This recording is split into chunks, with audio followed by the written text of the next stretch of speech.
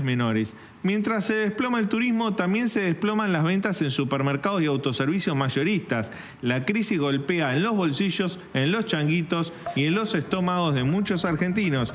De hecho, la caída de ventas en supermercados es notable. Cayó en abril 3,3% y la caída interanual es de 17,6%. El acumulado en 2024 es una caída del 13% y el ticket promedio es de 17.564 pesos en supermercados. ¿Qué pasó en autoservicios mayoristas? Pasó un fenómeno similar al de supermercados. También hay una caída en abril del 2,4%. La caída interanual, comparado con abril de 2023, es de 2 dígitos, 21,2%. En lo que va de este año se cae casi un 12% las ventas en los autoservicios mayoristas. Allí el ticket promedio es un poco más elevado, de 30.670 pesos. Es decir, la crisis impacta no solo en el turismo, sino también en el consumo en supermercados y en autoservicios mayoristas. Leandro, recién te escuchaba hablar de la caída muy importante en el turismo durante estos fines de semana largos o extra largos.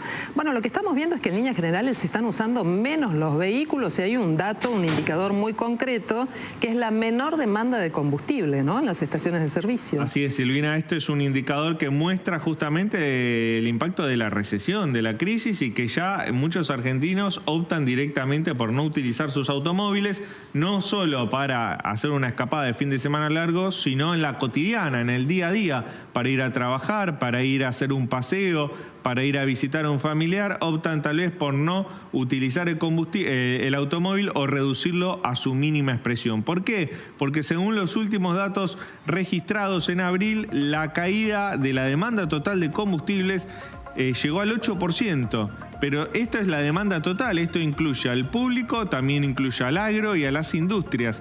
Si vos enfocás, hacés doble clic en la gente, en el segmento público, allí la caída fue de 2 dígitos, fue del 13,7%. Con un dato adicional, el único distrito en el país donde aumentó el consumo y la demanda de combustible fue la ciudad autónoma de Buenos Aires, que tuvo un aumento del 2%. Ahí los especialistas te dan dos factores para explicar esto. Por un lado, el menor precio de la nafta y del gasoil en la ciudad de Buenos Aires. Cuando haces un viaje hacia el interior, registrás que los precios del litro de nafta y de gasoil son más elevados que en la ciudad de Buenos Aires, que en el AMBA. Y por otro lado, el mayor nivel de ingresos que hay en la ciudad de Buenos Aires sobre otros distritos del país hacen que la demanda se sostenga y en este caso aumente en abril. Pero la caída es a nivel global en todo el país, en todos los segmentos de la economía, tanto el segmento minorista como la industria y el agro.